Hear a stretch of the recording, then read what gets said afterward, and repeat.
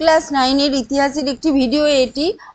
আশা করছি ভিডিও ভালো লাগছে এবং ভিডিও লাইক করো, সাবস্ক্রাইব করে নিও, সঙ্গে থেকো এবং যদি সঙ্গে থাকো তাহলে অনেক কিছু নতুন নতুন অনেক ভিডিও পাবে এবং তোমাদের কাজে লাগবে, উপকারে লাগবে। আজকে আসি শিল্প বিপ্লব প্রসঙ্গে।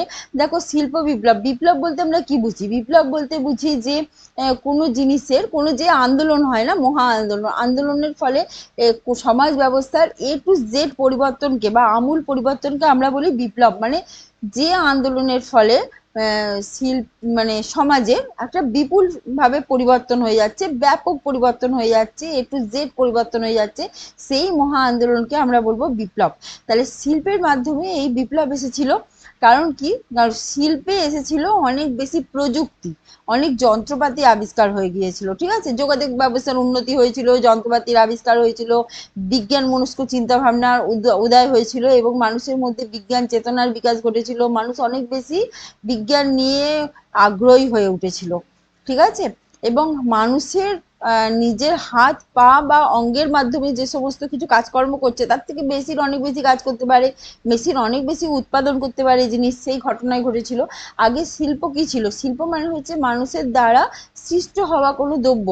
ঠিক আছে, মানুষের বুদ্ধি দ্বারা, মানুষের চিন্তা ভাবনা দ্বারা, মৌলিক চিন্তা ভাবনা দ্বারা, এবং মানুষ হাত পায়ের মাধ্যমে যে সমস্ত জিনিস তৈরি করছে, ঠিক আছে, সেগুলো শিল্প মধ্যে পড়ে। মানুষের মধ্যে যে ক্রিয়েশন রয়েছে, সৃজনী ক্ষমতা রয়েছে, ঠিক আছে, বুদ্ধিমত্তাকে কাজে লাগিয়ে সে জিনিসগুলো তৈরি করছে, সেগুলো হচ্ছে শিল্প।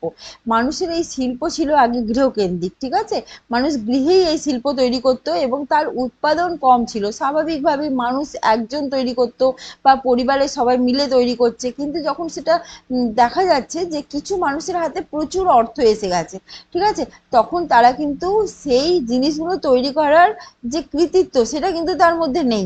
ঠিক আছে, একটা মানুষ, যে মানুষটা মাটির দ্রব্যাদি তৈরি করে, দেখা যাচ্ছে, বা তাঁতি, যে তাঁত বোনে, কোনো একজন মানুষ আছে তার মধ্যে হয়তো এইসব কিছু গুণাগুণ নেই, কিন্তু তার হাতে প্রচুর টাকা আছে। তাহলে সে কি করতে পারে? সে একটা বড় ইন্ডাস্ট্রি গড়ে তুলতে পারে এবং সেখানে অনেক মানুষকে কাজ দিতে পারে এবং ওই সমস্ত দ্রব্য তৈরি করাতে পারে। তারপরে ওই সমস্ত তৈরি দ্রব্যকে বাজারে বিক্রি করতে পারে, বিক্রি করে অনেক মুনাফা অর্জন করতে পারে। যখন এই চিন্তা ভাবনা মাথায় এলো, তাহলে কি হয়েছিল? ইংল্যান্ডে প্রথম শিল্প বিপ্লব হয়েছিল এবং ফ্রান্সে প্রথম রেলপথ তৈরি হয়েছিল। ঠিক আছে, তাহলে আমরা কি বলবো? শিল্প বিপ্লব বলতে কি বোঝায়?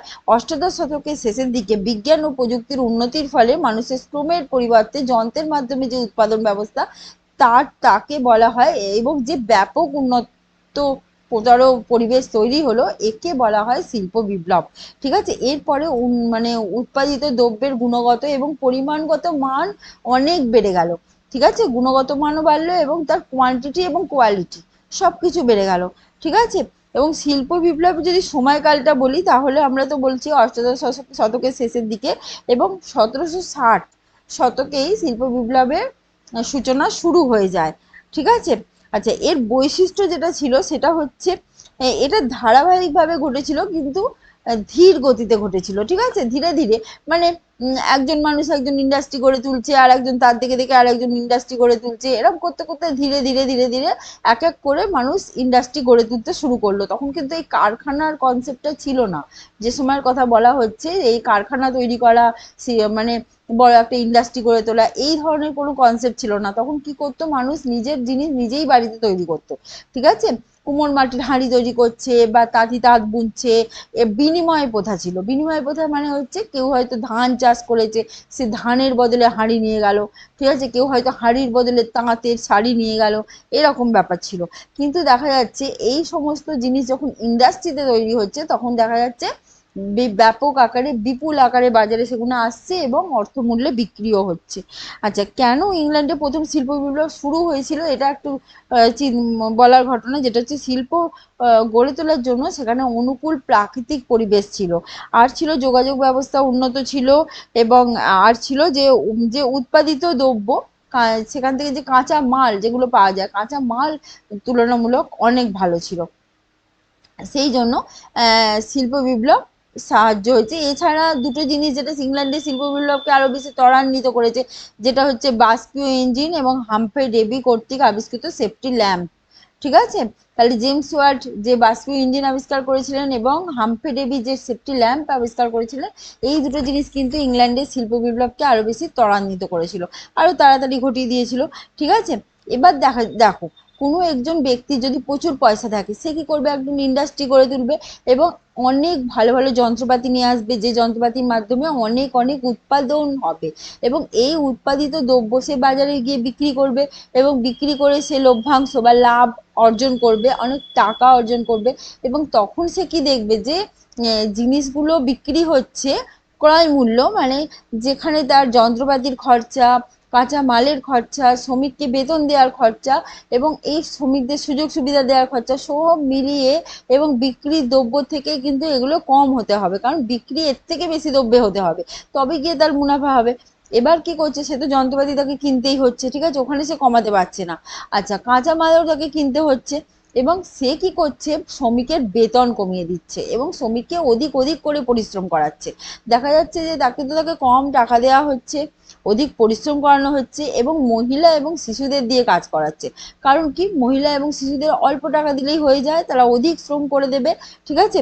এইভাবে কিন্তু তাদের ওপর একটা শোষণ, ঠিক আছে, তৈরি হচ্ছে। শুধু তাই নয়, তারা কি করছে, শ্রমিকদের আর দূরে পাঠাচ্ছে না, তারা বলছে কারখানার আশেপাশে তারা যেন থাকতে পারে এবং সেখানে যে থাকার ব্যবস্থা তাদের করে দেওয়া হচ্ছে সেটা খুবই অস্বাস্থ্যকর এবং কি বলে, একটা ঘিঞ্জি ঘেঁষাঘেঁষি পরিবেশ, জল হাওয়া ভালো প্রবেশ থাকে না, এরকম একটা পরিবেশের মধ্যে শ্রমিকদের থাকার ব্যবস্থা করে দেওয়া হচ্ছে। এতে কি হচ্ছে, শ্রমিকরা অসুস্থ হয়ে পড়ছে এবং খুবই খারাপ অবস্থার মধ্যে আছে, শ্রমিকের জীবন কিন্তু নারকীয় হয়ে উঠছে এবং মানুষ কি করছে, অধিক সংখ্যায় মানুষ কি করছে, ওই কারখানাতে কর্মরত হয়ে যাচ্ছে, তারপরে কৃষি থেকেও মানুষ চলে যাচ্ছে, গ্রাম থেকেও শয়ে শয়ে মানুষ শহরে চলে যাচ্ছে। ঠিক আছে। এবং গড়ে উঠছে কি, ফ্যাক্টরি প্রথা। ঠিক আছে। কুটির শিল্প, গ্রামীণ কুটির শিল্প ধ্বংস হয়ে যাচ্ছে, যেখানে মানুষ খুব সযত্নে নিজের মৌলিক চিন্তা ভাবনা দিয়ে নিজের কি বলে না যে মনের মাধুরী মিশিয়ে যে শিল্পটা তৈরি করছিল, সেটা ইন্ডাস্ট্রিতে গিয়ে একটা মেকানিক্যাল প্রসেসে তৈরি করা হচ্ছে। সেখানে কিন্তু মানে দেখা যাচ্ছে যে গ্রামের এই কুটির শিল্পের যে মাধুর্য, এটা নষ্ট হয়ে যাচ্ছে। ঠিক আছে। এবং শিল্প বিপ্লবের যে আভ্যন্তরীণ অর্থনীতি, সেখানে দেখা যাচ্ছে শিল্প বিপ্লবের ফলে কুটির শিল্পের তো অবনতি হচ্ছেই, আমরা দেখলাম। এছাড়া গ্রাম্য অর্থনীতি নষ্ট হয়ে যাচ্ছে, গ্রামগুলো ধ্বংস হয়ে যাচ্ছে এবং শহরের পত্তন হচ্ছে, গাছপালা কেটে ফেলা হচ্ছে, নগর পত্তন হচ্ছে। ঠিক আছে। এই সমস্ত কিছু অনেক কিছুই দেখা যাচ্ছে যে পরিবর্তন হচ্ছে সবকিছুর মধ্যে। ঠিক আছে। আচ্ছা, আপাতত এই তাহলে আমরা শিল্প বিপ্লবের মধ্যে কি কি জানলাম? কুটির শিল্পর ধ্বংস হয়ে গেল, ইন্ডাস্ট্রি বা ফ্যাক্টরি প্রথার উদ্ভব হলো। ঠিক আছে। উৎপাদনের গুণগত এবং পরিমাণগত মানও বৃদ্ধি পেল। কিছু মানুষ বড়লোক থেকে আরো বড়লোক হয়ে গেল আর কিছু মানুষ গরিব থেকে আরো গরিব হয়ে গেল। ঠিক আছে। বিনিময় প্রথা উঠে গেল এবং যে পরিশ্রম, মনের মাধুরী মিশিয়ে কুটির শিল্পে মানুষেরা নিযুক্ত থাকতো, সেখান থেকে মানুষ সরে এলো, সরে এসে তারা ইন্ডাস্ট্রিতে যোগদান করলো। কারণ কি, তারা মাসিক একটা বেতন চাইছে যাতে নিশ্চিত জীবন যাপন করতে পারে। ঠিক আছে। অনিশ্চিত জীবন থেকে নিশ্চিত জীবনের দিকে যাওয়ার একটা ইচ্ছা মানুষের মধ্যে আগ্রহ দেখা দিল এবং এর ফলে এই ফাঁদে পড়তে গিয়ে কিন্তু মানুষের অনেক ক্ষতি হয়ে গেল। ঠিক আছে। মানুষ কিন্তু কম বেতনে অস্বাস্থ্যকর পরিবেশে থাকতে শুরু করলো, ঘেঁটোতে থাকতে শুরু করলো এবং সেখানে গ্রামের যে একটা মুক্ত পরিবেশ, সেখান থেকে তারা সরে গেল। গ্রাম থেকে সরে গিয়ে কিন্তু মানুষেরা ভালো ছিল না এবং অনেক বেশি তাদের পীড়ন করতে শুরু করলো মালিকেরা। তাহলে মালিক শ্রেণী, শ্রমিক শ্রেণী, ফ্যাক্টরি প্রথা, ঘেঁটো, এই সমস্ত কিছু ধারণার উদ্ভব হলো এবং শিল্পের ক্ষেত্রে একটা বড় পরিবর্তন দেখা দিল অবশ্যই। আজকে এই পর্যন্তই। অবশ্যই একটা শিল্প বিপ্লবের ধারণা দেওয়ার চেষ্টা করেছি মাত্র। ভালো লাগলে অবশ্যই সঙ্গে থেকো।